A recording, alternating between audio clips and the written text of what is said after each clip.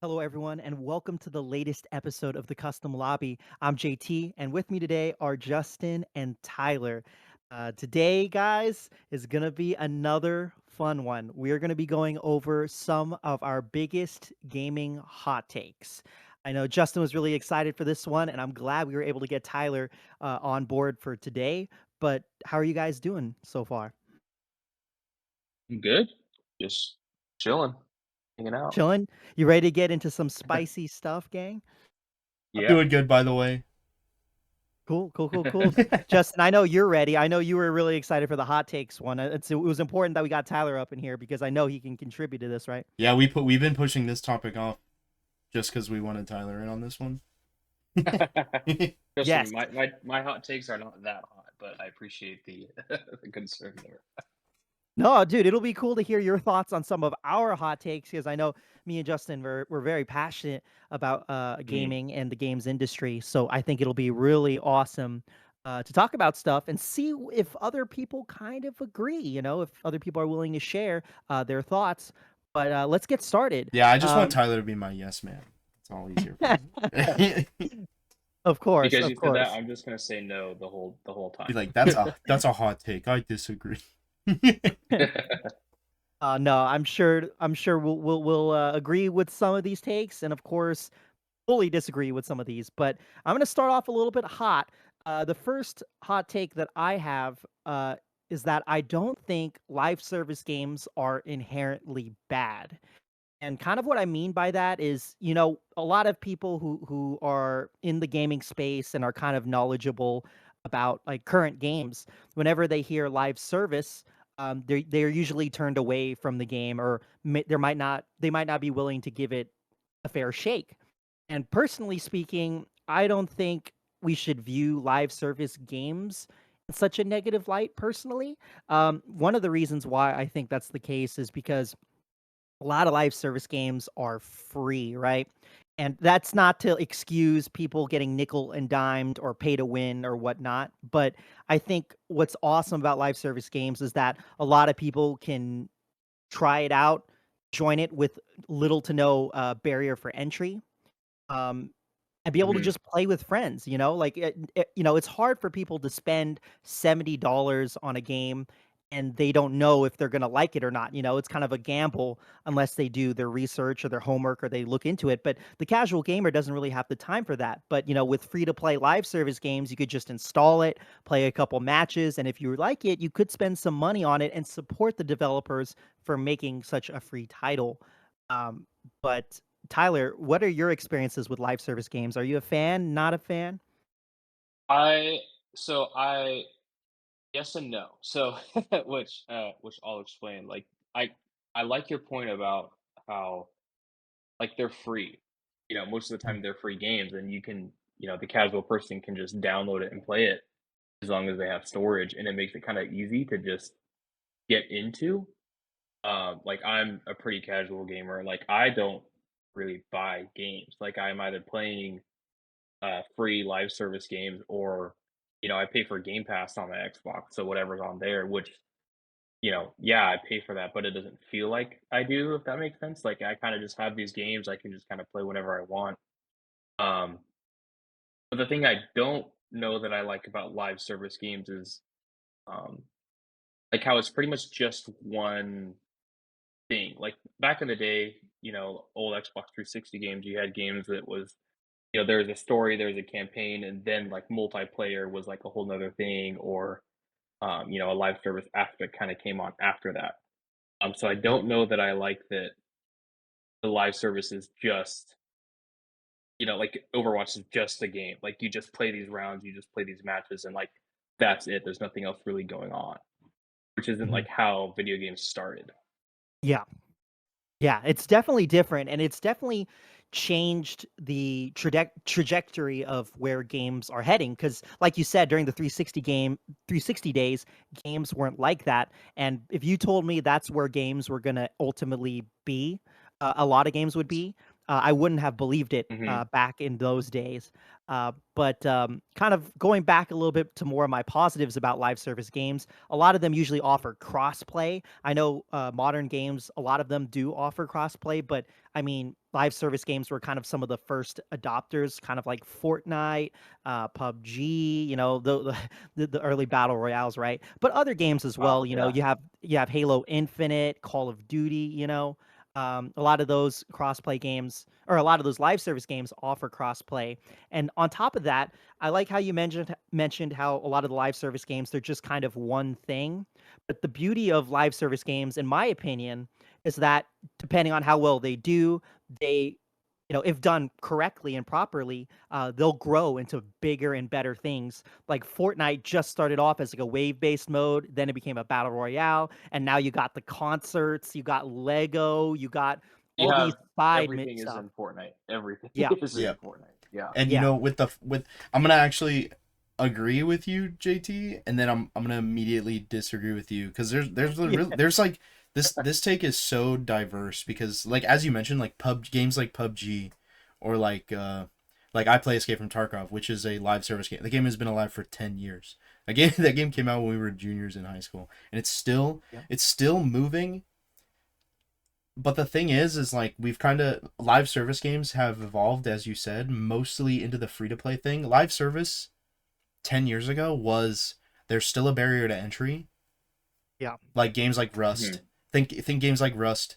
Think games even MMOs. Most MMOs like you pay a subscription, Yeah. and games like Tarkov, PUBG, like the free to play market has kind of become the live service market. Like they're almost like intertwined now.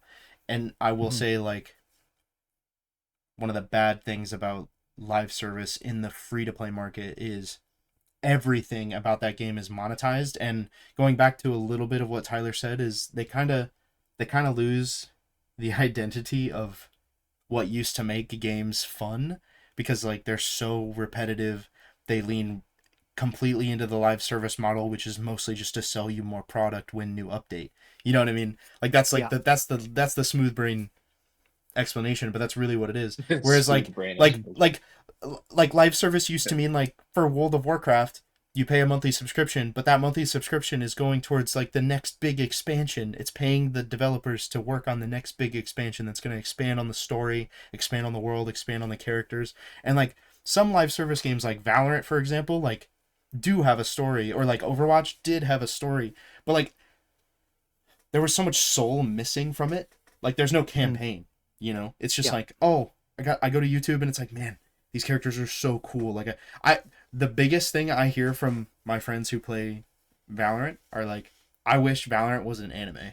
Cuz it's like there's so many interesting characters, but I see that. they're I so see. Yeah. they're so surface level that it's like, oh well, I mean, you pick up gun and shoot said interesting Mm. character, and it's like, I don't know. There's not a lot of depth. People find depth, which is it's good. It's good, but that's not like inherent to the game. That's just the fan base like adding depth to it, and then the devs like kind of responding to that by like making Yeah. animations. And most of those animations are just advertising for the live service product. It's not even just because Mhm. they're Yeah. they're like, yo, let's make like a live actions here. I don't know. League of Legends Arcane has kind of broken that mold a little bit, and I hope we get more. We're gonna talk about films later in this hot take episode, but Oh, nice. Hmm. Yeah. yeah, but Yeah. like video game films and like my take on that, but I won't jump too far ahead on that. But yeah, I For mean like sure. Arcane is a good example of like video game adaptation that everybody was like, dude, League would make an awesome anime. And Yeah. Arcane is really awesome. Like it worked out. It worked out. Yeah. They actually No, listen to the for fan base. sure. There's so many directions you could take this take.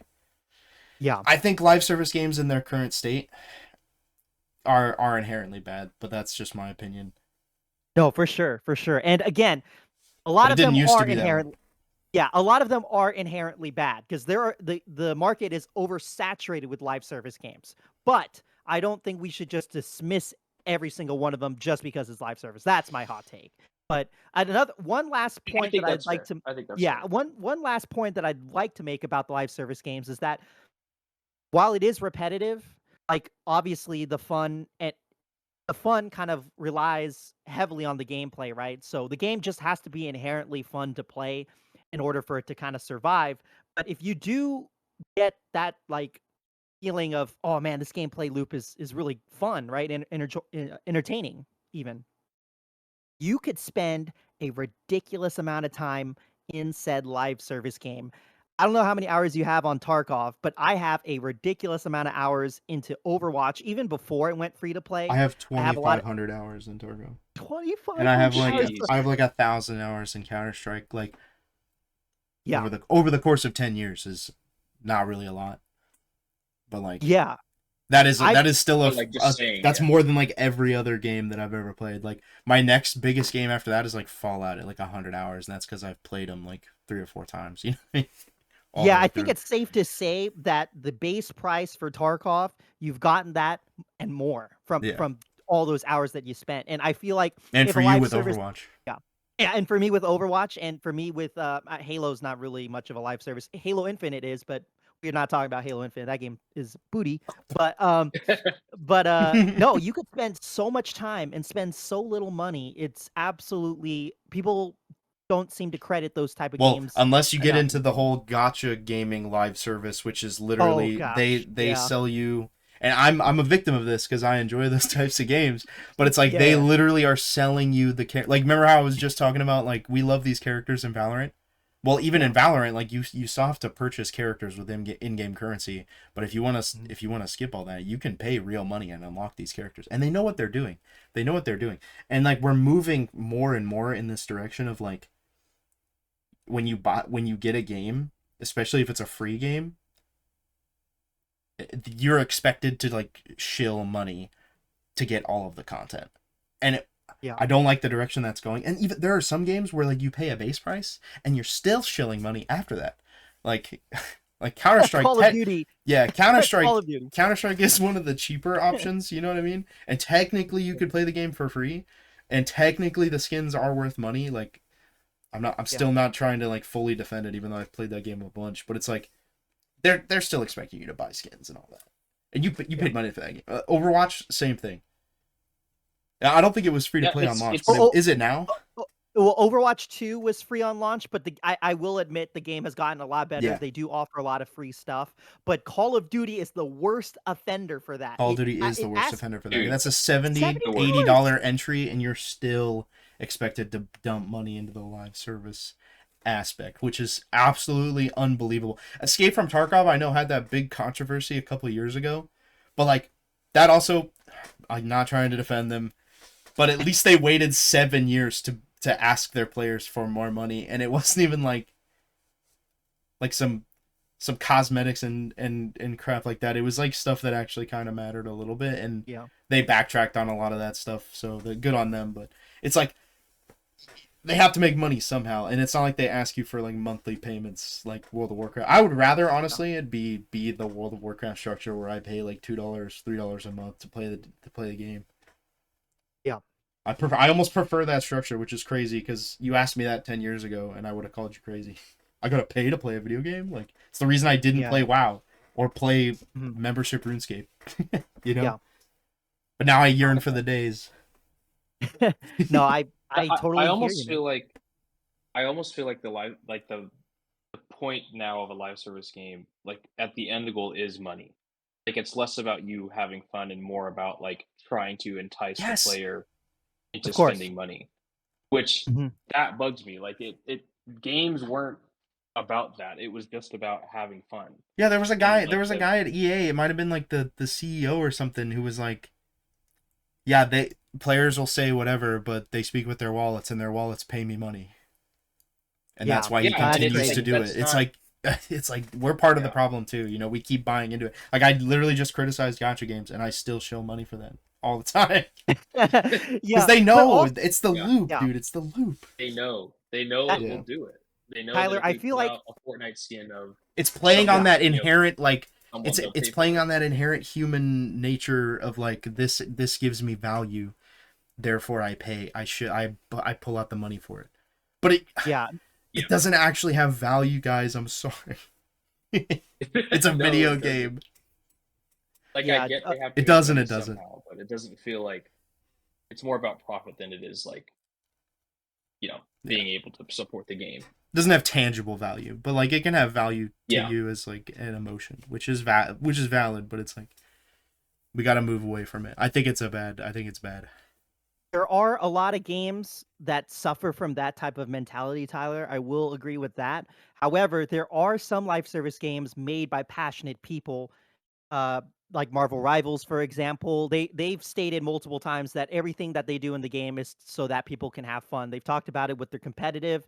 They've talked about it with the balancing. They talked about it, Mhm. for a bunch of things. And then you also got games like Helldivers 2, which, they're always doing community things. Like one of the challenges was like, you could either do this or you could earn money for us to donate to like a charity or something like that. Like they do it because they're passionate, is how I see it. For some Helldivers people, does do it correctly. I think they're Yeah. the best in the industry. Marvel Rivals, they're leaning more on that gotcha aspect where it's like look at sexy character, buy it. We know you will. We know you No, will, but and they do it. they They do offer it, but it they yes, you're offer a right. lot The of free content is stuff. good. They Yeah, but they okay, offer a lot of free stuff. but gotcha games do as well. Like you can pick up any gotcha game and definitely get a lot of stuff for free, and that's how they get you. They hook you on like, oh, Yeah, you yeah, can yeah. earn so much free content, and it's true. And then you get it, and then the problem with a lot of those games though, which Marvel Rivals doesn't have, is they have like gambling mechanics. So then like Yeah. the dopamine, you hit all the free rolls with and then your dopamine is high, and then Mhm. it gets you to spend money. Marvel Rivals does not do that, but Yeah. it definitely leans But more again, in the man. direction of like, Yeah, yeah. look at this, Yeah, look at yeah. this skin. We know you want the skin, and it's like, I do. Yeah, but all of the content that they give in the battle pass is quality though. It's not like Overwatch 2 where like literally the shop items are significantly Right. better than You're what they're arguing offering here. Yeah. correctly, Yeah, yeah. right? But Yeah. like this stuff used to be inherently in video Yeah, yeah. games. You know what I mean? Yeah, Like you yeah, used yeah. to play a Yeah, yeah. video game, and if you played for 60 hours, 70 hours, you'd unlock everything in the game just through investing your time. Now you invest time and money, which money is also your time that you invested elsewhere. That you're not, it's still a bad practice even if we participate in it and like it. Like you can make good content, but it's Mhm. still I don't think it's a pro consumer practice, to be honest. Yeah, I mean, how they're going about it is more consumer friendly. I'm not saying it's exactly consumer friendly, but I mean, come Yeah. on, like keeping the battle pass, like not all games will do that. You know what I mean? And again, these games that I'm mentioning, they offer more free stuff than than some of the other competitors. And like I said, that's why this is my hot take, right? But Yeah. Justin, what is your first hot take, my friend? Well, bouncing off of that, we talked about Call of Duty. This one's kind of related, but coming off hot on the heels of COD and other FPS games, my first hot Yeah. take of the night. Almost every mainstream first-person shooter game to come out since 2016 has been terrible. That's. I mean, Yeah. what do you think, Tyler? Yeah, Tyler, you I- said yeah, like yeah, you're right. Well, I'm thinking about it, and I'm like, well, what's a good FPS game that I've played that didn't come out like over 10 years ago? Like, I guess Black Ops 6 was good, but it's more like it was better than all the garbage stuff before. It's not like it. Yeah, I don't even know what was good. Like And yeah. everything else has been like, oh, that was bad. And Like I BO6 don't is even kind know. of like established, right? Because that's off of the Call of Duty franchise. If we're talking about like original FPS games, Justin, you're even more right Yeah. in that case. But Yeah, but these yeah, are all even these are all franchises that are established. You know, COD, Battlefield, yeah, Counter Strike, like, and that's actually something I wanted to bring up is like we are all still playing the mainstream shooters of that era, just new Yeah. iterations of them over and over and You- over and over yeah, again. they're There's newer nothing games new that and started innovative in out, the yeah. industry. Overwatch kind of was that, but even then, Yeah. that game came out in like what 2017. 2016. 2016 exactly like and that was when Overwatch was in its peak and when it was good. And Also, I would also argue that the current iterations of said games like Call of Duty, Battlefield, and Halo are even worse than they were back in 2016. that's what I'm So saying. That's what I'm saying. Like they're the mainstream FPS is nothing good is coming out. And there's stuff that has come out like Valorant, but that rode off the coattails of Counter-Strike. In fact, the people that developed that game were all Counter-Strike 1.6 players. So it's like they're just I kind of give that one an exception because yes, it is a new game, but also it's just one Counter-Strike 1.6 with a fresh coat of paint on it, and it is definitely broken out of that shell and become its own unique thing. It's more hero shooter than it is Counter-Strike, but it still has like if you play Counter-Strike, you can pick up Valorant very easily, especially on PC. But it's like there's not a lot of innovation in this industry, and it's almost like it's been refined too perfectly because anything you try to change of a shooter, I don't know, it doesn't seem to work. Like it doesn't seem to stick. PUBG, I guess, was something to innovate on it, but it didn't really innovate on FPS. It just added FPS to a new game mode that like nobody thought would be fun, which was like the whole battle royale aspect. And then I know Fortnite technically isn't an FPS, but then it rode off the coattails of that. And then like even Call of Duty came full circle and implemented Call of Duty and Battlefield both implemented like the battle royale game mode. It's like nobody's really innovating on FPS on the shooter aspect, but they're adding the shooter aspect and everything else. Literally, Tarkov is that game came out in 2016 too, but It's crazy. it innovated on the survival genre, and it's still just I mean, that game honestly it did innovate on the genre a lot more so than other games, but still it doesn't account for stuff like when was the last time I'm still playing Tarkov. JT still plays Overwatch. Yeah. Tyler probably I don't know if you play any of the old Call of Duties, but I'm sure you'd pick them up before you pick up Battlefield 2042. You know what I mean? Yeah, that's for sure, dude. It's like these games I've suck. almost like forgotten about FPS as like a genre because I feel like it's so attached to everything else. Like it's almost not its own thing. Yeah, it almost Like isn't its own genre anymore. It has to It's be like a attached to something secondary else. part of the genre. Yeah, exactly. Like FPS on its own is not something we really see much anymore. If someone dropped a Call of Duty clone, they would just call it a Call of Duty clone. Yeah, like it's not even about just the first person shooter. It's about a whole lot of other things and there's shooting going on. Like it's not just about that. Yeah, there are a few games that kind of go to your example, Tyler, that came out a little bit after 2016. Just on the top of my head, you have Cyberpunk. How can we forget about Cyberpunk? But then that game is also the RPG, right? The focus is on the RPG. It's on the narrative. It's on the skills and whatnot. But that's one of the few exceptions to the most mainstream FPS. Yeah, games the focus of that is like the cinematic action aspect. Yeah, it's not really it's not really like this is a shooter, guys. No, that's true. The only other one that I can think of on the top of my head is The Finals, which I think is actually a really good first-person shooter. It's different than a lot of the other games that we mentioned. It's another surprise, free-to-play live service game, but I think it kind of does something different to the genre that hasn't really latched on to as many people as, say, Helldivers 2 or Marvel Rivals, but I mean, it's a fun game. I don't know if you guys have played it, but it's a good one. I have. Again, I agree, but also, it's not like it. Yes, but no. It didn't really innovate on the FPS portion of it. It just made a shooter into a game show, which is like they switched genres, which is like what PUBG did. You know what I mean? Like they did. It's just Battlefield, but open world. The Finals is just like Call of Duty, but a game show. Like, you know what I mean? Oh yeah. No, I was just reacting to the take being that there aren't a lot of good FPS games that have come out since 2016. That's just a couple examples that I think those are good FPS games. When did the Finals as far as actually come out? innovation, that was like post-pandemic. 2023.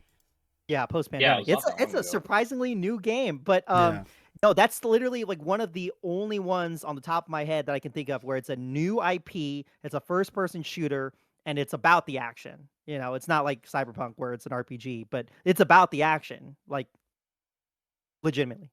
Yeah. Other than that, though, there aren't really. I can't think of many. Every game, even if it's not a mainstream FPS games just die pretty much on arrival nowadays because everybody already has their favorite shooters they play. Mm. Like, there's no indie Yeah. shooters that come out that like absolutely break into the market. It just doesn't happen. Oh, Not dude, not I yet. have one for you. It's actually a new one, and none of us have played it, I don't think, but it's Indiana Jones. I'm That leaving. came out. Are That you is, kidding? it's a legit first person. It is. But it's an Xbox exclusive. It's Came not out a shooter. But it's not even focused on like the goal of the game isn't to be a first person shooter. Like it's it's more of like an action adventure game. It's not Yeah. like shooting. And that might just be the direction that shooter games go. And that might be for the best, but like I'm definitely gonna miss like the good old days. I know we were just talking about live service games. Maybe the FPS genre requires live service to even be functional at this point. But it's like, I mean, if we when you are get hyped being for the honest, new shooter game and it's like, oh, I want to play with all my friends are playing it, like, yeah, it just hasn't happened. It Yeah. hasn't happened probably since, at least for me personally, Valorant came out, which was years ago. And we Yeah, only I played it mean, very, very sparingly. X Defiant, kinda, but it didn't innovate on anything either. yeah, it was just an arcade shooter. Yeah. It was just an arcade shooter, but it was a fun one. But I mean, again, Indiana Jones is legitimately an FPS, but like it's more of an action adventure game, obviously with the story. But I mean, to be honest, is it even possible for first person games to kind of innovate? Because as it is right now, I don't think you could. I mean, I think you could say kind of something similar about racing games and fighting games. It's like how much more can you innovate these things? RPGs, I think, are the most that we've seen innovation be made as of late. But like sporting games and fighting games, like it's a lot of returning in older Yeah, franchises. how do you do it I know differently? people scoff at VR, but like I think the future of first person gaming in general is potentially that market. Like, it's still in its infancy. I know a lot of people kind of laugh at that, like, oh, VR, like the barrier to entry is one thing, the quality is really terrible, like the motion controls really suck, but like, back in the 80s everyone thought video gaming was just a fad, and now it's like the biggest entertainment industry, I think, in the world. Yeah. So Massive. you never know, dude. Like, when we're old and decrepit, our grandkids might be like in full dive VR, like in the subconscious, and it might be the only way FPS games can ever innovate again. We'll see. Yeah, dude. I mean, yeah, Actually, I you're agree not with wrong. that. Yeah, dude, you're not wrong. How There else are a do you couple. Oh, go ahead, Tyler. how else do you, innovate without like it just seems like the next logical step is to be more in the experience of the shooter. It's like what you like Mhm. about FPS games is, it's intense. You're running around, you're shooting, you're getting that dopamine from, getting the hit marker, getting the kill and everything. But like VR, when you're in it, when you're doing it, like that's the most action feeling that you can get without it actually happening. Yeah. So I think it is like the next logical sense. And So that's funny that you bring up VR because there are a couple of first person games that came out in VR around, I mean, a little bit after 2016. You got Half-Life Alex, you have the Batman Arkham Shadows, I think it Yeah. was called. And then I have a Vive, and I've played Pavlov VR, and that game is incredible, but it's definitely in its, it's super jank. Super jank. Mhm. And super jank. there's like a Tarkov in VR. I forget what it's called. Somebody's gonna know. But I've heard that game also is like really, really fun. Like, imagine JT, like, you play Tarkov a little bit. I know Tyler may have a harder time imagining this. Imagine all that intensity, but like you're actually doing the actions in real life. Like, I'm on the ground, like reloading my gun and checking my mags. Like, that's intense, bro. That's as close as you could get to like a simulation, Yeah, like, training actual warfare at that point. It's the closest you could the get. Yeah. the only thing, the only way you can evolve at first person shooters is by having a Ready Player One Yeah, Oasis. I can't enlisting wait in for the the day. military. Yeah. Yeah. And then when we get old and we can barely move, I would hope my grandkids would strap on the Oasis to my face so I could just like VR it. That'd be really funny. But Tyler, you have a hot take for us, sir? Yeah, I think technological advances in video games overall hurt the industry and gamers more than they've helped it. And the reason why is it's like it started out as really cool when graphics would get better. When video games first started out, it was like pixelated, but then when it evolved to like 3D, it was like this whole big thing. And like the evolution is really cool, but I think we've kind of passed that like equilibrium between like the game quality and graphics. And I feel like that peak was probably like the late 2000s, early 2010s, where you had really good graphics, but the game was still like an amazing game. Whereas nowadays you have, you know, like Halo Infinite, Black Ops 6, you have these games with these crazy, insane, beautiful graphics, and there's just like no heart to the game at all. It's just kind of like this hollow shell of just like these really bright colors and these really great visuals, but like you don't feel anything when you play the game. It's a glorified Yeah. And playable tech demo.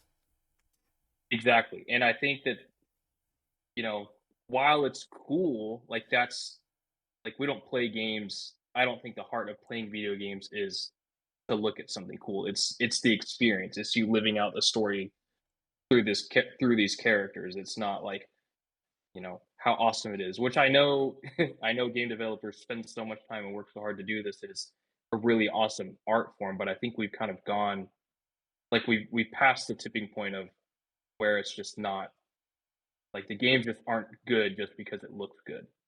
I'm You actually know? Yeah. reading one of your notes here. Insane Graphics have created a desensitization where no one will play a game if it doesn't look good enough. Literally, my brother, we're all in the same generation, but my brother and my friend Aaron, like, in particular, I have personal experience, like, trying to recommend them games from not even that long ago. Like, I tried to get Aaron to play the Mass Effect trilogy, and, like, he Mhm. says it doesn't look good enough. Like, literally, word for word what you said Yeah. here. And I'm just like, what are Yeah, you like talking about, dude? Like, this game is incredible, and it's the remastered version. Like, I'm blown away. And he Yeah. just, some games he won't even touch. He won't even touch or even consider if he looks at them first. Like, I've been trying to get him to play some older horror games, because like I honestly feel like some horror games work better when they don't look realistic. mhm, That's Mhm. just my gives you opinion more on some of imagination that. too a little bit. Yeah, yeah. Yeah, there's a lot of creepy Mhm. stuff you can do. Like the whole backrooms thing is an example of like really good graphics would actually make that experience better. But some things like Phasmophobia is super jank and doesn't have that realism, but it almost adds to the horror because the lighting is so dark. It's obviously not realistic. It adds Yeah, to that feeling of unease when it's like the uncanny valley kind of thing built into the game, and older games kind of have that newer games kind of don't, because it looks too photorealistic. And there's some games like he just yeah, won't even touch because they were made before 2020. And it's like, dude, and Yeah. then I'm so frustrated sometimes. nowadays, like the game is just so large to download. Yeah. Yeah. Like if you go onto like the Xbox store and you'll find like old Xbox 360 games, they're like a gig. They're like not even a gigabyte, and it's Yeah. like a great game. And now you get the latest, Call of Duty or whatever, and it's like 60 or 100 gigabytes, and it's like so much room, and it's Yeah. just like this hollow shell of just, you know, eye candy, and like that's it. And I feel Yeah. like that's really hard to play a game when you're like, how often are we talking about how we need more storage? Yeah, dude, World You of know? Mhm. Warcraft, for comparison, in 2024 was a 70 gigabyte game, but like that game has been added A upon thing for like for 20 so long. Yeah. years. You know what I mean? And some Yeah. some games nowadays, like the newest Call of Duty was like 180 something gigs. And I'm just Oh, like it's painful. I literally I can't. There's some games like JT knows this. He'll be like, "You want to play a game?" I'm like, "I uninstalled it cuz I needed room." Dude, I have like Mhm. 3 hard drives and all of them are a terabyte. So it's like it's not like I am hurting for space, but it's not like technologically I'm behind on the space. You know what I mean? I So have here's more the next space than thing. most gamers do, and I still don't have room for all these damn games because I they look just too I good. just looked this up. The Xbox 360 original hard drive had up to 60 gigabytes of storage on it. It's crazy, bro. You couldn't even Only install 60 the gigabytes. modern World And of Warcraft that's on that like the graphic. best era of gaming. Like, that's it. Yeah, That's like it's not even one Call of Duty. yeah, like, don't get me wrong, I love the graphics in this day and age. Like, the ones that Oh, came yeah. out during the 360 and PS3 era pales in comparison to what we have today.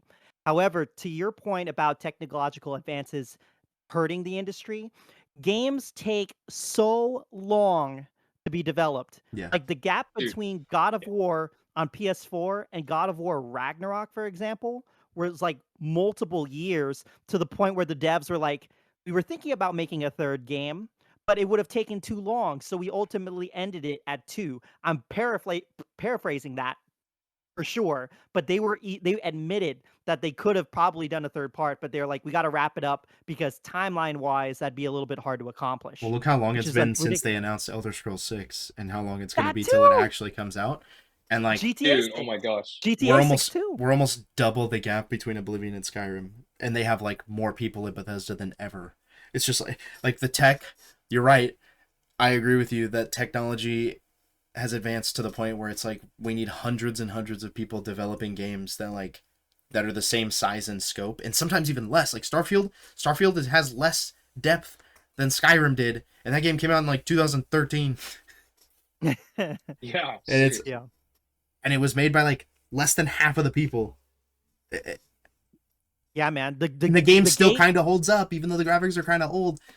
Even Aaron had to admit, like, this game does look beautiful for the era that it was in. Like, he's slowly starting to open up a little bit, where it's like, Yeah. okay, I have to look at it like, oh, this game came out in this time period. It was a revolutionary for its time.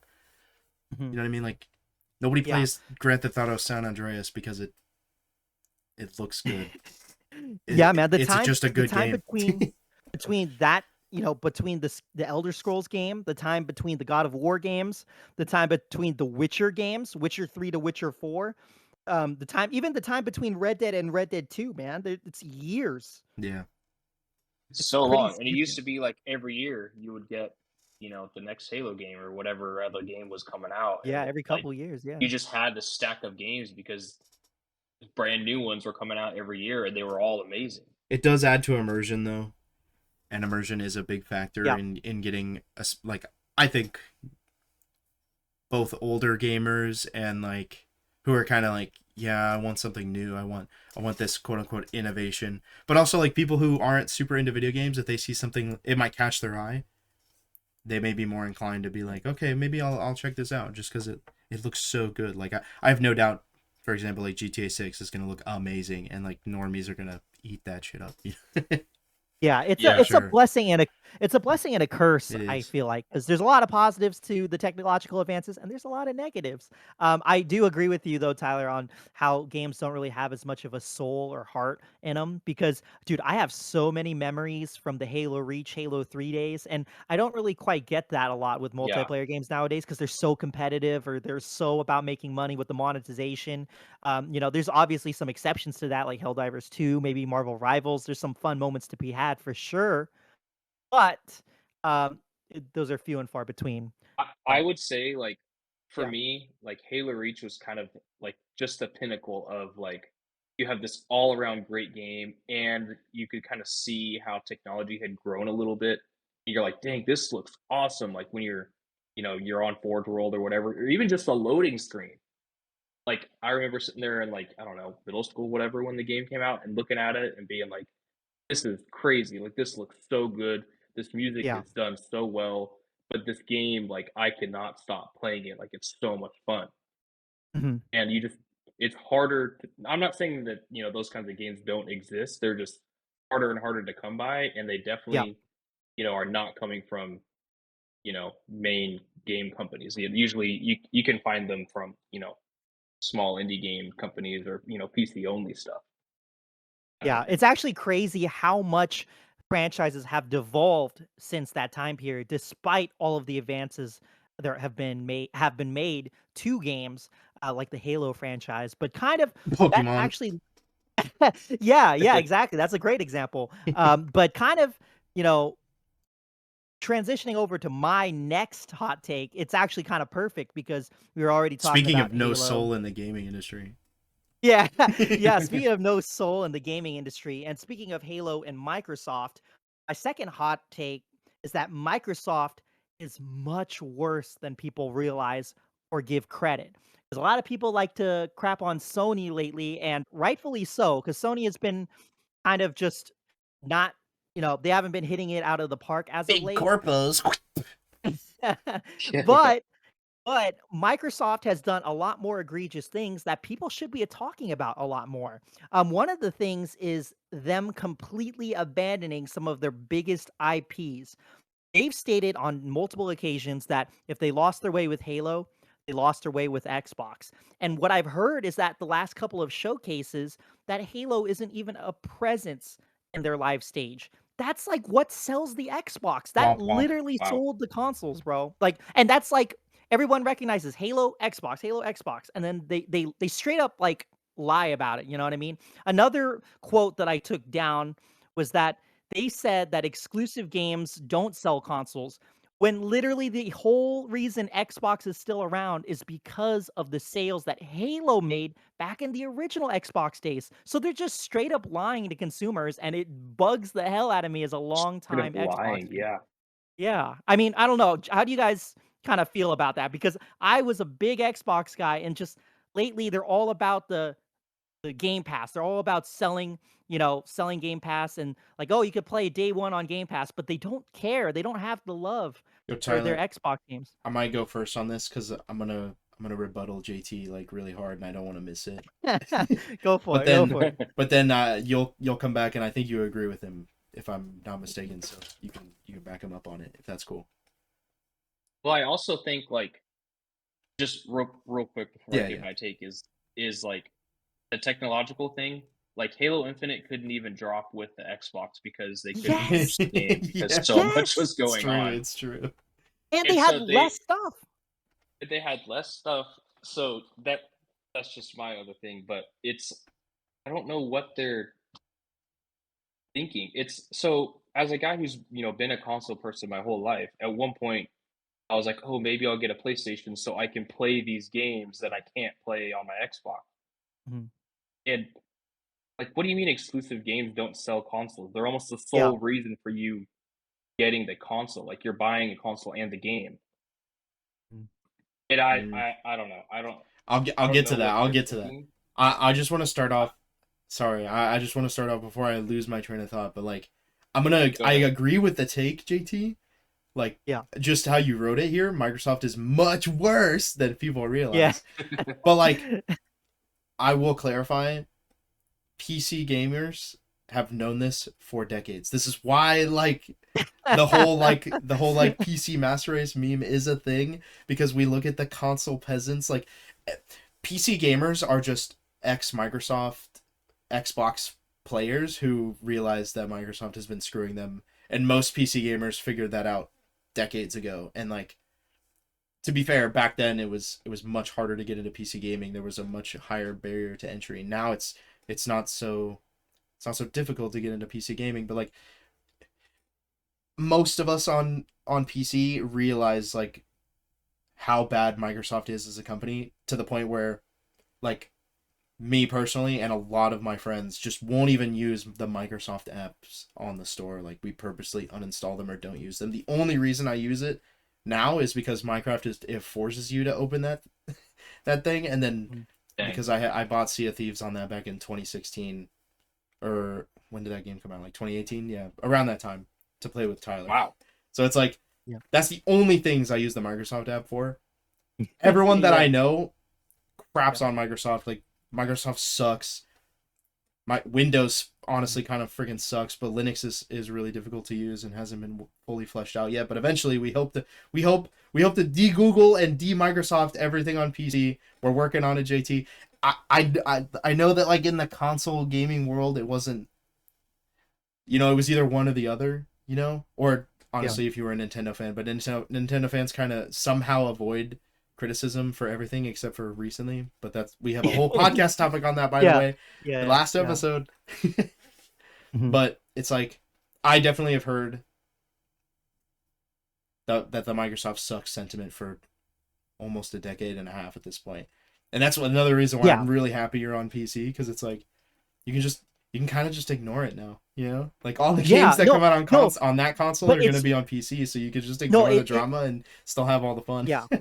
No, it's crazy. No, dude, but it's the funny thing is that I would always tell Justin, I'm like, "Hey, leave us console plebs alone," right? Because I'm a big console guy. I didn't want to make the switch, and then when I finally made the switch, like I already knew, because that's why I abandoned it. I abandoned Xbox. I still play my PlayStation because of those games, right? But I just was so fed up. I was so fed up to the point where I had to make the switch to PlayStation, and then when I get to PlayStation, I play their exclusive games, and then now PlayStation is slowing down on some of their exclusive games, whether it's because Xbox is no competition to them or because of technological advances making games take longer to make, right? Yeah. I switched over to PC, and there's so many more games that you can I play. will say But you kind of had a yeah, double take here, because I, I kind of went on a little bit of a tangent, but the thing that you mentioned, exclusive games don't sell consoles. For a PC gamer, that's true. Like, I will never buy a PlayStation, and that's because I know in a year after that game comes out, I'll be able to buy that game at a discounted price on PC when they add it to Steam. It's kind of true. Like, I disagree with the sentiment.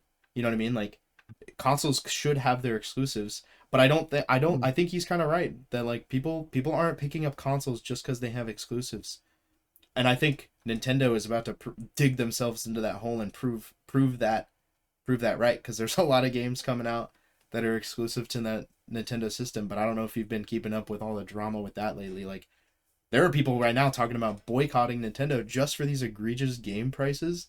And it's like, yes, I kind of agree, but also, like, if you're solidified on your base, like if you're a Sony pony, you're not picking up an Xbox. If you're on Xbox, you're not picking up a PlayStation. If you're on PC, you're not picking up pretty much any console unless you have the money to show for it. Most PC gamers don't even have Steam Decks. Like, I kind of agree with that sentiment that exclusive games, they don't sell consoles. Like, you are already gonna buy that console regardless of what exclusives come to it, in my no, personal opinion. because yeah. So many people though left the Xbox generation. Xbox 360 was more competitive with the PS3 Right, but than I the think Xbox that's One was just, with the I PS4. honestly think that's just because people jumped ship and either just went to PlayStation because of hardware or because they became PC gamers. Like, there was a natural evolution.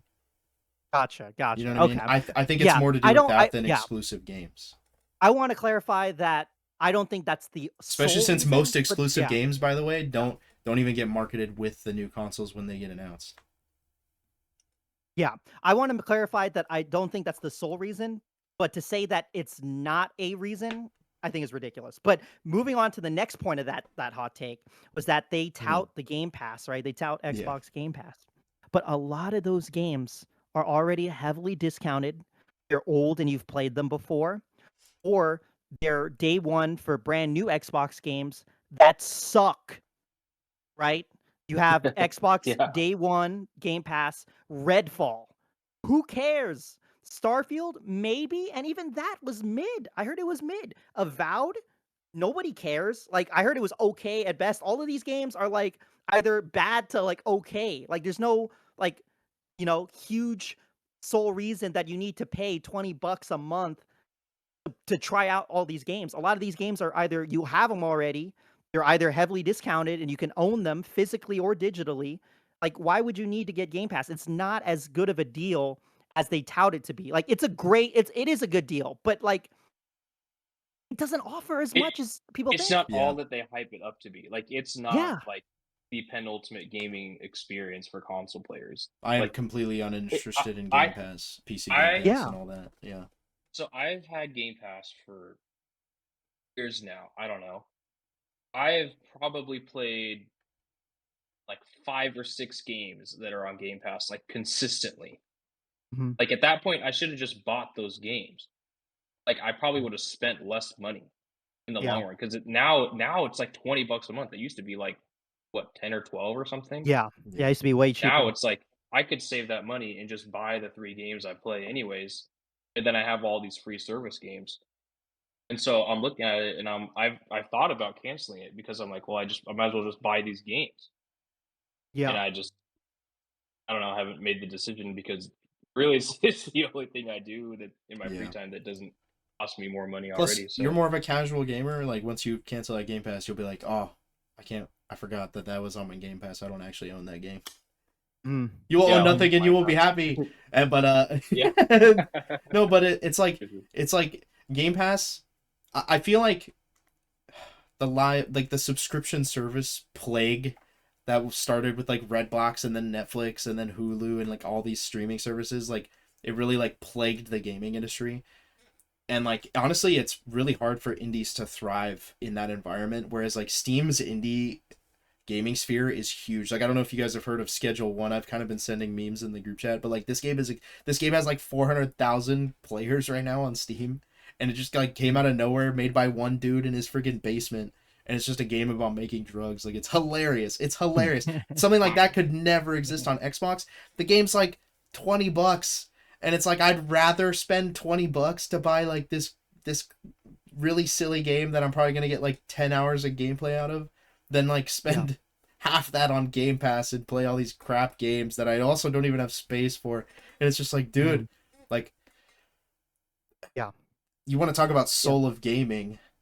Like the indie market is kind of, we're about to see like a big shift in gaming, I think, especially with prices of video games and physical, digital, all that going up in price. The indie gaming market, like this is the time to buy in. If there was a conglomerate stock on indie games somewhere, I would definitely be investing into that, because for some reason it seems like solo devs or like a lot of devs from Bethesda that were around in the glory days are all indie devs now. Like a lot of these guys that you like made all those really good games are working on solo indie projects right now, and it could be a really good thing for the industry as we simultaneously see the fall of quadruple A gaming. Quadruple A gaming. No, but dude, Yep. that's so true about how that game provides you so much entertainment for just $20, instead of just doing the monthly Game Pass The subscription, meme right? value alone, like Yeah. when has Xbox had a meme value game ever? No, not It wasn't just never. making fun of it, how bad it is. Yeah, dude. Exactly. But no, I always understood how Xbox has been kind of like, how much it's gone downhill. That's why I switched right to the PS5. But it wasn't until I got a PC that I realized that Game Pass, it's like the value of it isn't as amazing. It's as they pseudo make out. value. It's pseudo value. Yeah. Like I Because get you more don't even have value out of the these time. crappy indie games. That's like kind of my point. And they cost you more can- than Game Pass. Like I'd rather pay Yeah. for those. Yeah, and you could buy multiple games with that $20. Yep. Wait So for that on summer Steam. sale. You could pick up like 20 indie games and get more enjoyment out of it than you would have out of one Game Pass game. Exactly. And then those are all those games. You're like, man, these are a lot of awesome options. But kind of like Netflix, you just look at the options and you don't actually end up watching or playing those options Exactly. because it's Dude, yeah. The seriously, curse. I You're spending cannot more tell you how times many browsing. times Mhm. I've gone through and I've been like, or I'm like, oh, I've already played this, or oh, this game doesn't look that good, that interesting, or whatever. Yeah. Dude, I'm It's about to Steam, just those cancel my sales, bro. membership. Dude, Steam, those sales, man, they're enticing. You could look at them without having to pay, and then when you do pay them, it's yours to keep forever. They're not gone, unless barring certain situations, but rarely ever. Justin, what is your next hot take, sir? Oh boy. Scrolling down. I've been waiting for this one. All right. Kind of going into, again, games with no soul. No, I'm just kidding. But cinematic action RPG games, cinematic, keyword cinematic, have harmed the genre more than improved it. It's a hot take. It is a hot, yeah, that's the point. No, It's a hot but take. okay, I actually listed some examples of, because I'm gonna kind of play devil's advocate for myself. I listed 3 examples of franchises that like are good examples of cinematic action RPGs, but like that's just the thing. These are like the only 3 examples of like good action RPGs that are cinematic. And by cinematic, I mean like a lot of the gameplay is more, it feels like you're watching a movie than like playing a game. If that makes sense. More active, right? You're less active.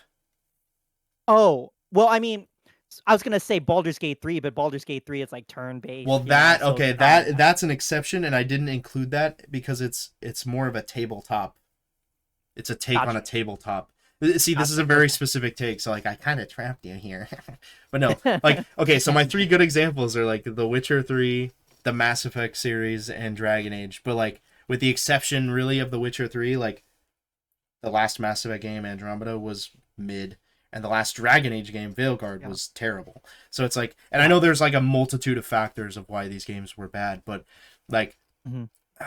I I wanted to preface this with like the good examples because these franchises were great for the time, but like you can't Mhm. really I feel like you can't really innovate any further with this genre, like kind of similar to where we were with FPSs Mhm. without just like picking one direction or the other. Like either have the cinematic storytelling RPG like or sorry, not RPG, not an RPG. Clarifying that. Either have the cinematic experience like a Telltale game or Life is Strange, or just go the full RPG route like an Elder Scrolls game or Fallout or Atomfall. I know Cyberpunk is technically like quote unquote a cinematic RPG, but there's like 2 or 3 cutscenes and most of the game is just action packed and like in your face. A Yeah, lot of the stuff that yeah, you do is like when you're walking around is it just happening around you and not so much like forcing you into a cutscene. You know what I mean? Yeah. That's kind of what I was trying to go for there. It's like I feel like the cinematic elements are better served when your choices have consequences. So like Mass Effect does really well. Telltale games are really good at this, like branching paths. One example of a cinematic action game that's not an RPG would be Detroit Become Human, and I feel like that game was a masterpiece, and that's the direction these games like The Witcher 3, Mass Effect, and Dragon Age should go. Should adopt that direction and lean more into the movie aspect, more into the choice aspect, more into the actions have consequences, rather than like having these adopting these more like open world RPG aspects. Like you were talking how you just played through Andromeda recently, JT, and it's like Yep. yes, that game is fun, but like what made Mass Effect great was the story and like the characters and the choices, and like Andromeda really failed in that aspect but really did really well in the action RPG aspect. I just feel like these two things they're butting heads with each other, and whenever like new games like this come out, I'm just like, well, just pick one, just pick a genre and lean heavy into that. Like the Elder Scrolls 6 comes out and it's just like cutscene, cutscene, cutscene, dialogue, dialogue, dialogue, game or Yeah. open world RPG. It's like I don't want the open world RPG. I'd rather just have the story with all the dialogue.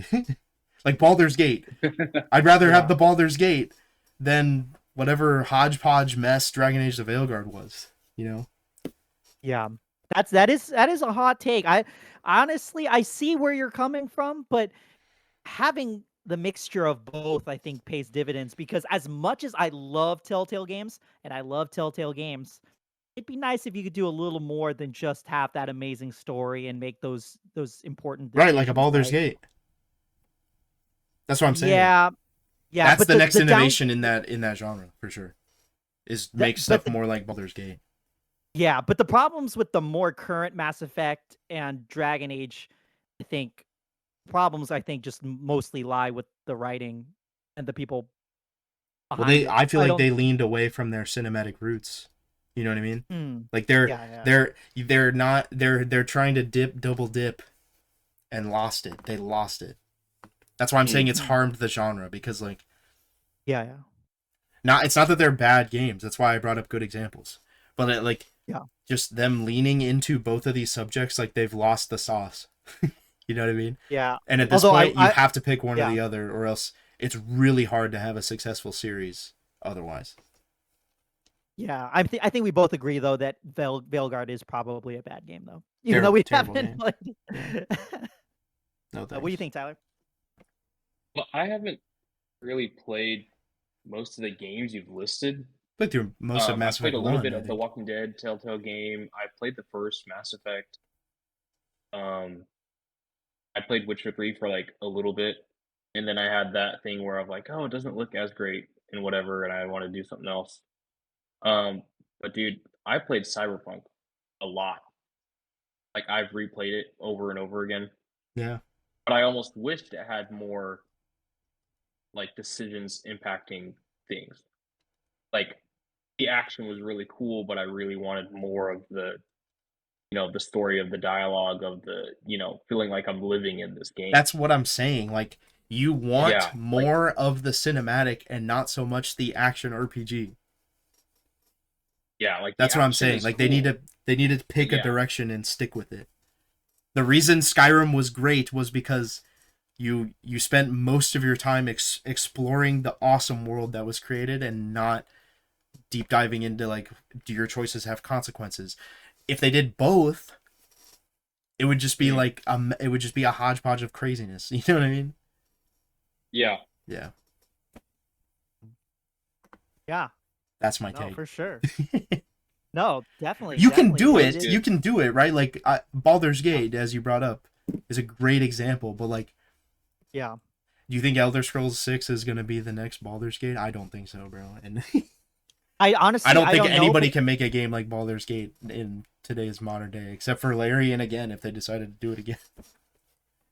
yeah, but that I don't see. I don't think that issue comes from like them deciding to do both. It's just I think it's just the decision making from the top more so than anything. Because I think it's a healthy balance of both. Like with Elder Scrolls 5, I think it's pretty cool, and then with those games that you That mentioned, game is not except cinematic at all, though, because everything happens in real time. You know what I yeah, mean? it's true. Well, I And would yeah, you're good. Yeah, In Cyberpunk, like the only real cinematic is. Have you played Cyberpunk, JT? no, I've only played like the beginning It's the of it. intro Jackie scene. It's What? like the only big cinematic moment in that game. Yeah, yeah. So it Okay, doesn't really take context. away from the experience. You don't see your character in third person until the last cutscene at the end of the game. Like that's how not You cinematic can look in the mirror. like the game is. But like Yeah, But yeah. the yeah, cutscene is exactly. Like all third Cyberpunk third person. hit that sweet spot. They hit that sweet spot. They didn't lean They too really heavily did. on the cinematic. It was mostly an action RPG with choices, and the choices in like most of the choices didn't really matter until the end of the game. I don't want to deep dive too hard because it's spoiler territory for JT, but Yeah, yeah. like you'll see when you play it. You'll see when you play it.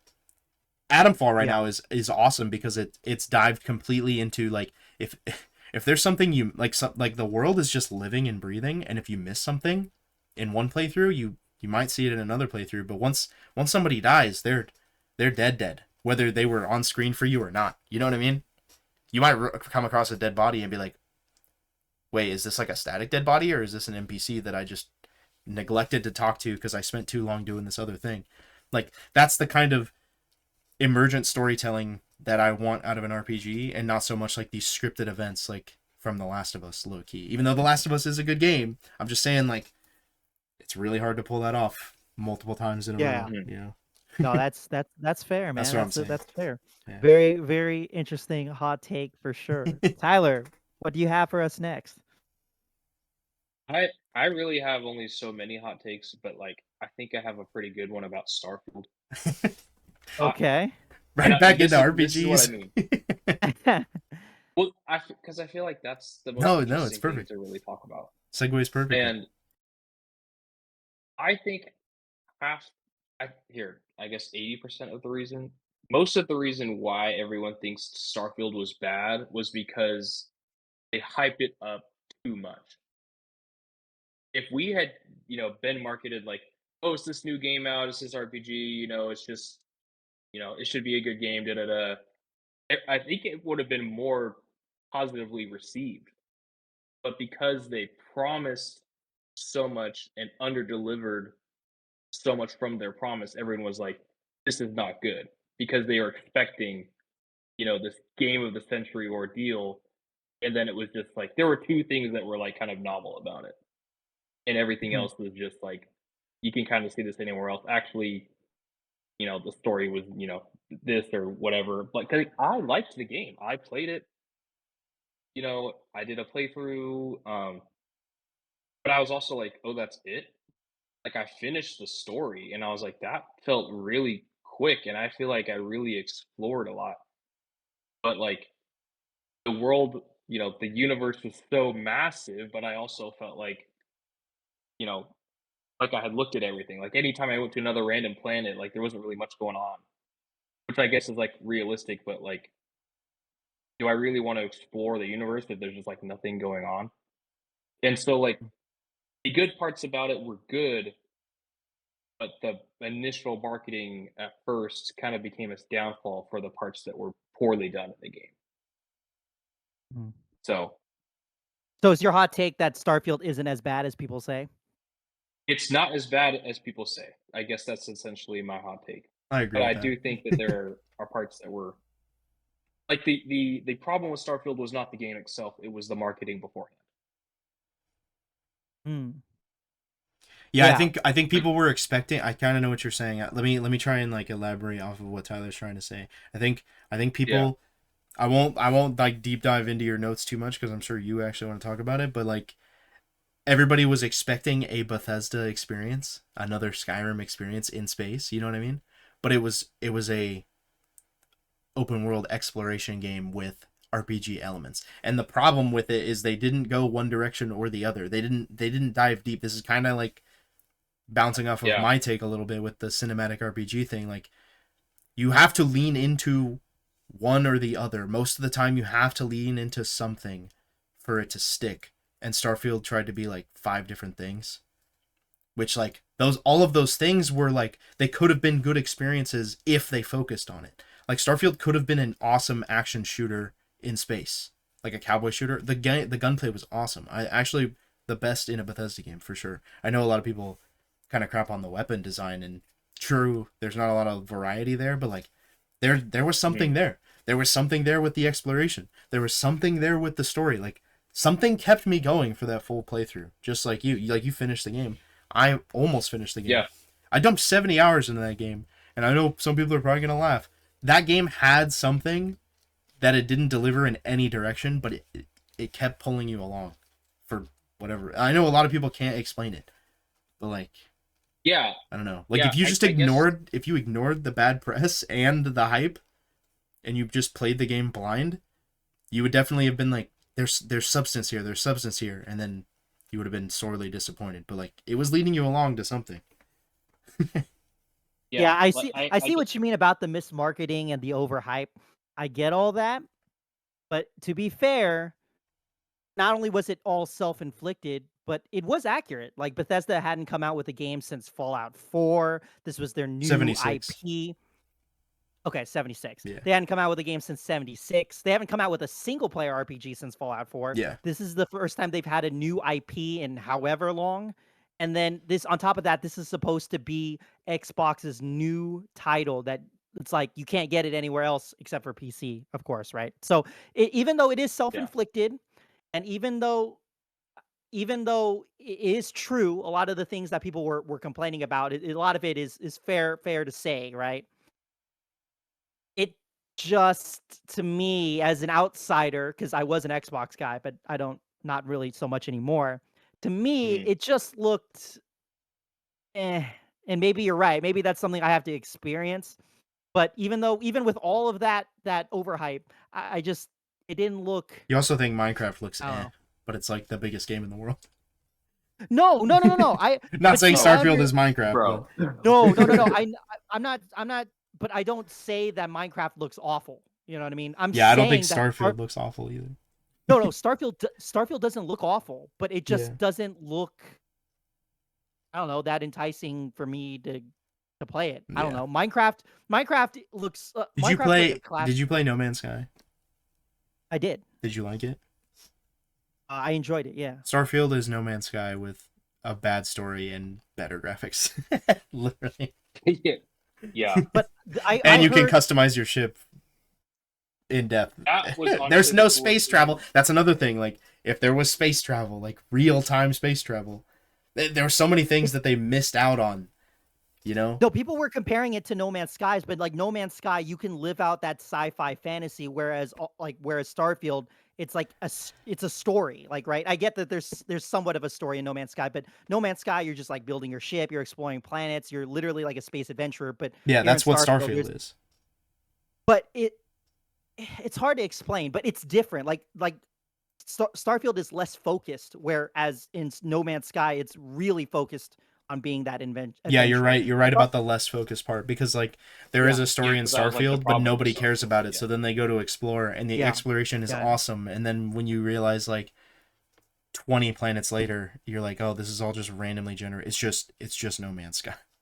with better graphical quality. Which is like, Yeah. you know what I mean? Like if it came out before No Man's Sky, I think people would have been like, this is technologically a marvel. But it didn't. The we game already had No looks Man's Sky. awesome. It's so huge though, because No Man's Sky, you can literally fly from places to places. There's no like loading screens, and also No Man's Sky can hit 60 FPS. I don't even know if it can do that on console. Well, that's just a console problem. Yeah. Well, that yeah, is it's just comfortable. but again, there's different, But yeah, there's clear differences. No Man's Sky and also is like it's a Play-Doh service. compared It's to yeah, well Yeah. the art style is definitely different, but Yeah. there's so much you can do, and every expansion to No Man's Sky is free. Where Starfield, you're paying $30-$40 for that new DLC, and Yeah. you barely get anything with it. It's like you're right, but they're doing- Bethesda, Yeah, it's Bethesda has also always done this with every DLC, like egregiously overpriced DLC that everybody buys into. It's like it's the thing that I'm hoping happens to Nintendo is like consumers are they're kind of just done with Bethesda at this point. but people like Far Harbor, and people like some of the 76 stuff. Right. But But people do not those are like the Starfield. exceptions, not the rule, because the whole Ah. controversy with DLC with Bethesda has gone back all the way to the Oblivion days. Like half of Oblivion's DLC was terrible. Skyrim's Yeah. DLC was like Yeah. mediocre at best, except for one major DLC. All of Fallout 4's DLC was mostly like add-ons to the building mechanic that nobody cared about, and then Far Harbor was awesome. Like, Okay. Yeah. Yeah. But still, it's been I a don't know. recurring issue. Yeah. But that doesn't Yeah, excuse maybe it. I'm just late to the game on that aspect. Yeah. No, I to didn't really play me, the Fallout games and stuff. yeah, to me, it doesn't excuse it too much, but I understand what you're talking about unfortunately. Starfield it's was the overhyped, culmination of overpolished. every bad decision Bethesda made, and they put it all into one game. And it's pretty much the best way to sum it up. But yeah, no, that's Yeah. cool. Starfield, man, we really got into RPGs and we really got into first persons Yeah. so far. But I can to keep- simultaneously defend that game and destroy it in the same sentence. Yeah, me too. That's Yeah. like That's my the hot take is take. almost like not even the good or the bad. It's like there's so much about this Yeah. game that you could say. Yeah. Yeah. But going on to my last hot take for today, I think I'm just going to go with the one I have on the first page of our document, Justin. But remasters and remakes, I love them. I love them a lot. And that is kind of a hot take because I know a lot of people, like, kind of similar to live service games, they kind of wince at the idea of a remaster or a remake. But let me point this out. Remasters and remakes, they give life to some games that haven't had any in a long time.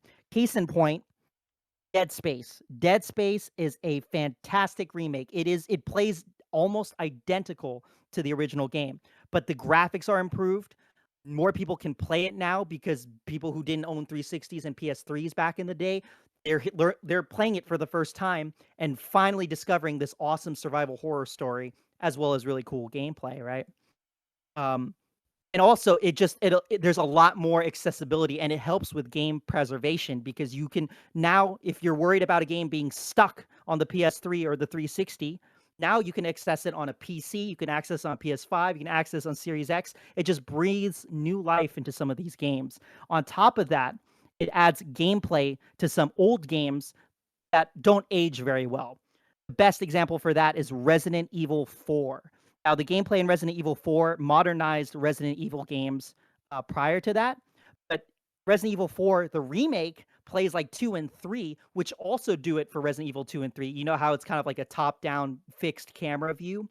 They change it to a third-person perspective, and it just provides a different sense of horror and maintains that story from the original games just in a different genre, or not a different genre, but in a different style.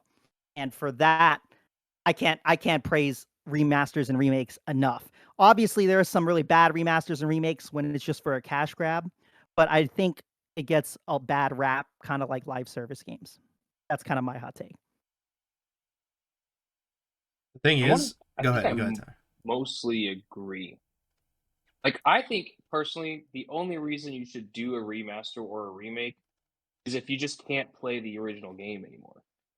Like, let's say Nintendo. you had a game on 360 your 360 got the Red Ring of Death, you'll never be able to play that game again. It's hard to buy, an old console that, refurbished or whatever. I don't Yeah. really know how the market is for that. Yeah. Like, they're bringing, like, the new, like, Tony Hawk games to, like, Xbox Game Pass. I'm Yes. like, "Dude, I Yeah. played the crap out of those games as a kid. I don't have them anymore, or, I don't have a PlayStation to play them on." Mhm. And so, like, it's cool, but I don't think it should be, I don't think they should be priced at the same as, like, a new game would be. You know what I mean? Like, I think it's Yeah. cool, but I don't think every game should do it. Let me challenge you both on this aspect then. Do you think Mm. like a flat port would be okay then? Like if it just got ported to PC, for example, instead I've of bought- remastering I or would rather that, remaking honestly. the game. I've I would bought rather Like if you're ports- talking about accessibility for a game that like you can't play anymore, Mhm. would you just Yeah. be cool with like a flat port instead of a remake or a remaster? I've bought ports before, and some of them good, some of them bad. Really bad example is the Star Wars Battlefront collection. It's not really. It's kind of a port, yeah, because they don't really touch up on anything. It's just, but it was a complete disaster. And I don't know if that's not all ports. I know there are some other good Aspire ports, like Yeah, I was gonna maybe say they're- like Command and Conquer, the entire Command Yeah, and Conquer collection, yeah, and that's a good port. the Republic Commando the is a good port. Tasmanian Tiger game series, Yeah. like my childhood. Republic Commando. Yep. That was a good port. Their KOTOR Well, it ports, wasn't really a port because it also launched on PC, but yeah. Yeah. I Okay, mean, Command and gotcha, Conquer did too, technically, but like those were built. Okay, I will give you. Technically, they were a port, kind of, because they were built in like really old versions of Microsoft Windows, so they kind of had to brush them up a little bit. Those are still good examples of like modernizing without losing the nostalgia factor. Because I think the reason a lot of people don't like remasters and remakes is because it takes away from that. I know there were a bunch of people that were upset about Mass Effect 1 being changed, even though I thought most of the changes in the Legendary Edition were really good changes. Yeah, Because some it's like people but just I don't think- want you to touch their old stuff, you know? Yeah, some people, but I think that's the loud minority Yeah. because I also don't that- even think this is yeah. a hot take because like every time I see remasters or remakes getting come up, every comment section I see is filled with people being like, "This is awesome! Like, cool." not always. You want to hear some examples? I People do will because I re- never see Yeah. it. Yeah. So the reason why I bring this up is because there have been plenty, and a lot of them are on Sony's front. So like they remade Last of Us Part 1, right, which was a PS3 game, right?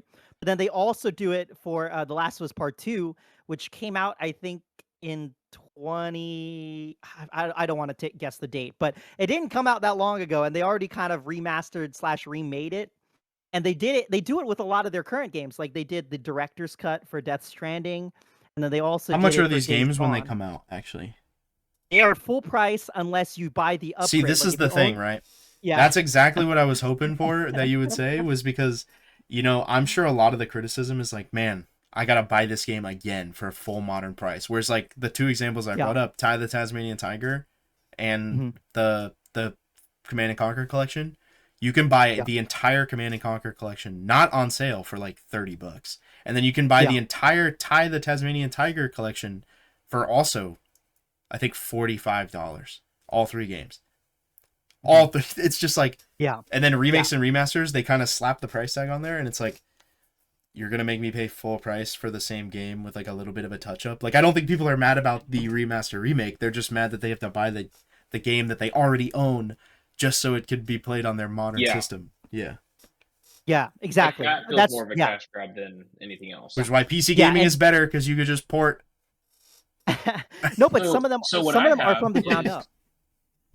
So I guess maybe not like similar, but similar.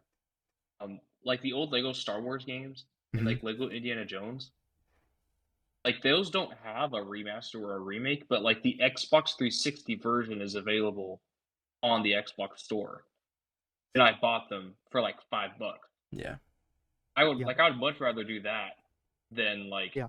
do a whole new remake or a remaster of something. Like if there was that's really what I kind of hope for is that if I could just play the same game that I had before, like on my current system, like that's really what I want. I don't necessarily want like a newer version of the game. Like I want that exact experience. I know this isn't like a path that we should condone, but like emulation is a thing on PC, and a lot of people, especially like I can understand the argument, especially when that game just does not exist. Like there are some games that just don't exist. One of the examples I hear get brought up is like the old GoldenEye.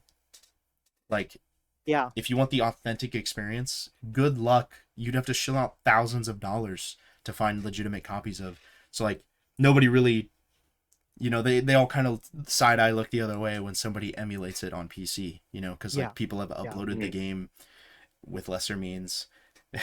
And so like there's definitely an argument to be made with remasters and remakes for games preservation, but it's like it's just, again, I think it's mostly just the price point, because like if you sold those games again for like $9, this is why I think Nintendo is kind of going, the one correct thing they're doing with the Switch is or like all their new releases of consoles is they're like packaging their own emulators into their new hardware so then you can play their older titles, and it's like they're not overcharging you for playing those games again. Like I'd be okay with people like porting something to PC and then charging you like 10, 20, $30, but like a full price I for know. some upgraded graphics. Like I could just play Correct. the old game emulated with some mods, because there are mods out there. People will like make new textures for free. Like Yeah. they did that with Skyrim before the Skyrim Enhanced Edition came out, and people still Yeah. play with the modded version before they'll ever buy another copy of Skyrim, and that game isn't even technically a remaster. It's like, Yeah, Mhm. no, there's something to be said about some of these remaster remakes. Like you can tell some that are cash grabs and whatnot, but yeah, for the most part, I think they're not a bad thing, because a lot of people look down on them. Like Last of Us, they charged $70 for part one, and it didn't even include the multiplayer. It was just kind of enhanced graphics, a little bit smoother gameplay, and then they added some like extra like behind the scenes stuff, right, for $70. So yeah, that's a lot. zoinks. The price is a big deal on some of that, but overall, I think it remasters and remakes, if people keep doing them, I kept bringing I up wouldn't. Mass Effect Legendary Edition, $60 for all 3 games. All three games. That's all a good 3 games. example of like how you should do a remake remaster. The whole Yeah, the collection Bro, I and all the bought that, DLC. and then Collection, Chief Collection. Yep.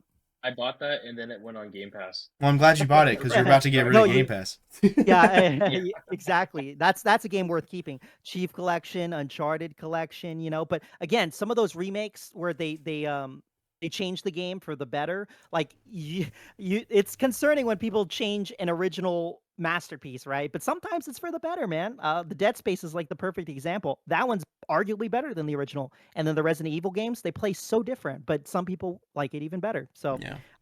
but yeah, that's my my last hot take. Justin, what do you got, man? Do you have a last final hot take?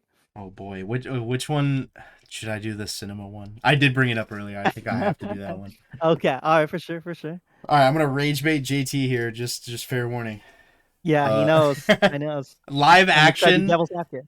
live action video game film adaptations need to stop. They suck. Never. I'm so tired of live action everything. Live action anime adaptations, live action video game adaptations. They're terrible. I hate them. Stop it. Okay. But that doesn't so- mean they can't get better. But go ahead. Keep going. Your hot take. I put in parentheses here. It's really funny because I knew JT would read this. It's rage bait because I think TV shows and animation are the exceptions to this rule. Okay, because like, Yeah. I actually brought up Arcane earlier in the pod, and I'm gonna bring Yeah. up too like the Cyberpunk series. It's like, I don't know, like the So good. Uncanny Valley, like my suspension of disbelief for like fantasy in general, with the exception of like the Lord of the Rings. I don't know why, but like for most things that are fantasy or sci-fi, like I just have to consume it when it's not real people. There are exceptions. Like I love Star Wars. I think Star Trek is awesome, but part of that is like the era that they were made in too, just like adds to that Yeah. feel. And they're cheesy on purpose almost, you know what I mean? Like maybe not on purpose, but like just, I don't, it was different. It was a different era of film. Anything nowadays is just, it tries to be way too serious, which like I feel like cannot truly be conveyed. Like it's actually just crazy to me when you see Monkey D. Luffy on screen in like a real person and his arms stretched like 30 feet, and you're just like, nah, you gotta watch it animated, bro. Same thing with like video game like stuff. Like if the Cyberpunk thing was adapted to live action. That might be like one exception. I'll bring up Fallout because that was a live action TV show. Really good adaptation of the Fallout series, and they did a really good job. But like, there are some moments where, like, when I'm looking at the power armor, for example, and I'm like, that's paper mache. Like, come on, it's not real metal. You know what I mean? Like, something you can't get the weight and feeling of certain things unless they're animated or like CGI. And like imagine if all the Transformers in the Transformers movie were like actual die-cast models of somebody inside of them. They would look really cheesy, right? Like, the only way those movies really work and it's sold to you is because the CGI is so good, you know? So good. Yeah. Yeah. But that can happen in live action movies. It hasn't, granted, it hasn't happened very often yet, but the Sonic movies are good live action movies of a video game. That's probably one of the best. Storesville, no thank you, No. man. I think they They're look fun. bad. No, but they are fun, and they're critically successful, and they're financially Oh, successful. talk because to they're me about about make movie work. critics. That's different though, because it's like Sonic is still CG. It's so uncanny it's to me not though. like- Like even like a it's CG not- Sonic, I can't get past it. It's like when Disney called the live action Lion King live action when it was really just all CG realistic. Yeah. Like, it's like, I don't even know that I would call the live action Sonic movies like technically they're a live action adaptation, but like the main characters are animated. I don't watch live action Disney Like, movies either because I It's prefer not the like animated One Disney Piece thing movies or for the Fallout same or reason. something. Yeah. Yeah. No, but I mean, I hear what you mean about limitations when it comes to live action, and we've definitely gotten more bad live action movies than good ones. I'd say I it's like will, you know, 90%. There's exceptions for sure. Yeah. Yeah. I wouldn't argue that percentage assumption, right? but to say that stop it completely, I feel like it's kind of like with the games industry where we gotta like get better. We gotta evolve. We gotta innovate. They were doing a They've been live innovating action, for years and they just can't No. get it right, dude. but the love for video games is arguably stronger than it's ever been. Like, not that long ago, probably when we were kids, like, playing video games was like nerdy. Like when we were young. Like, you know, I remember people would bully me for liking Marvel superheroes. I just And want to now say it's like- Kathleen Kennedy allegedly loves Star Wars, and look where we got look what we got But- out of that. I know. But, You know what I mean? but- Like, that's just not a well, no, she doesn't. She was gifted that by George Lucas. But anyways, my point being, I know, but you're saying like people who are like really enamored in video games and stuff, like, we have an opportunity for people who actually know the source material to get into it. Whereas like Kathleen Kennedy, technically her resume was good, and we ended up getting terrible movies. yeah, but a different position, and it was below Lucas, and she just kind of moved up Right. without really any competition. It's a little different, but again, we're getting to the point where movies have like evolved kind of like how games have evolved, and I would say the same could be said about the genre, the video game genre. We're having more video game adaptations like in general, like so much more than we've had in the 2000s, and a lot of them have gotten better. You know, we've Mortal Kombat, for example, they're having their second film, and they did live action ones in the 90s, but like the violence that they can capture in Mortal Kombat today the 90s pales in comparison to it. It would absolutely be a better adaptation if it was animated. Imagine all of like They did. All- They had a couple of animated movies, and they're like, from what I've heard, they're okay. But you could still do a really violent and a really awesome live action Mortal Kombat movie. And the Halo show, as bad as it is, like, looked okay from like a visual standpoint. Yeah. Like, it looked all right. But imagine if they had more competent writers. Imagine if they had a better budget. Imagine if it was a theatrical movie instead of like a really bad Paramount Plus streaming show. You know, like, I'm not. See, and that's the thing. Yeah, I actually I prefer the agree. It TV could've show been a route. lot better.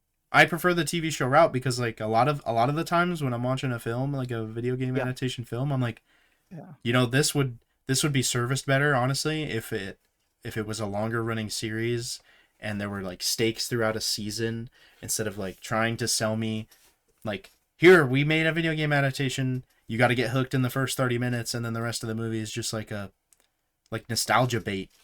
You know what I mean? That's what it feels like for a lot of these films. And like, Originally, they wanted Peter Jackson to do a Halo. I think it was a trilogy. So he wanted him to do, and imagine 3 Halo movies the lengths and like the story depth of like Lord of the Rings. Essentially, is kind of what they wanted him to do. Then Peter Jackson couldn't do it for whatever reason, so then they had this director called Neil Blomkamp do it. And Neil Blomkamp directed District 9, Elysium, and a couple other sci-fi things. But his eye for visual sci-fi storytelling is like impeccable. Like, but for whatever reason, Halo went through like development hell and it never happened. But man, there's so much potential that's still on the table for not just Halo, but so many other games. And we see that with live action shows. Like Fallout looks fantastic, Last of Us looks fantastic, but now we need some of these. Some of them could work well in movies, while others are better suited for I shows. will say I would Fallout agree. has yet to completely blow me away, but it was like one of the better adaptations. I It's have really low hopes for fantastic. this next season. Justin's I the mean, if big you always doubter. have He has low the high hopes, you'll never expectations be for. disappointed. Yeah. You guys He's a haven't big, played the games, I'm just saying. he's the biggest Fallout fan. They and completely he's, butchered lore though. They really did. well, we'll see, because even Nolan was like saying, "Hey, I guys, didn't want to you spoil the know, leaks for you, but I've seen some of these leaks and it doesn't look good. anyways, that aside from being the point, there's so much potential. There's so many games that haven't been touched. There's so many games that could work for movies. That's my whole counter to that. But I agree with you. I mean, there's no evidence to support my theory, but it's just there's a lot of games that could work well. I mean, some of them are like movies already. We've talked about how they're so cutscene centric and they focus on the cinematic experience. Some of them could really work well. Yeah, in I'd movie rather form. play the movie than watch the movie. Yeah, and that's a preference thing for sure. Yeah, For sure. makes sense. Tyler, do you have one for us, or is that our last hot take, good sir? I think that will be the last one. My other one was about live service games, but we kind of already beat that horse. So Yeah. yeah. Yeah. Well, this was a really healthy discussion, gang. A lot of, we agreed on some of the stuff. We had countering thoughts on others. We talked about a variety of things, including obviously the live service games, remasters, remakes, the state of some genres like RPGs and FPSs. We covered a lot of stuff today, guys, I feel like. Yeah, Yeah. it was fun Yeah, it too. was I solid. love debating and deep diving stuff and potentially getting my Yeah. mind. I think I've definitely changed my mind a little bit on remasters after today, but we'll let it simmer a little bit. No, for sure, for sure. And this is just a lot of our, probably big hot takes. And, once we're done with the pod, we'll probably, come up with some more in our head. But the next, I'm going to be going on vacation, guys. I'm going to be going on a trip to Japan for a little over a week and a half. But we hope to get this kind of out for you guys before that. And our next pod that we have planned afterwards, after my trip in the next week, is going to be a big one. Justin, did you want to share a little bit about it, or do you want to kind of keep it a I little bit forgot more what's on the secret? docket. It's the Gooncast. Oh yeah. Yeah. But it's gonna be. Did you want to share a little bit about it? Tease it a little bit. Tyler knows a little bit about it, but Do you guys have any hot video game characters that you wish you could rate? Oh my you wish you could what? rate like on a Oh, scale of 1 to rate, 10. okay. Come on, dude. Oh, Okay, man. okay. I just want to make sure I was hearing that correctly. Most attractive characters in gaming, dude. I really hope we can get Devin and Derek in on that one, and maybe Farzad. Yeah, so Imagine we get all the boys together for this one. yeah, we're planning on having a couple of guests. It'll be me, Justin.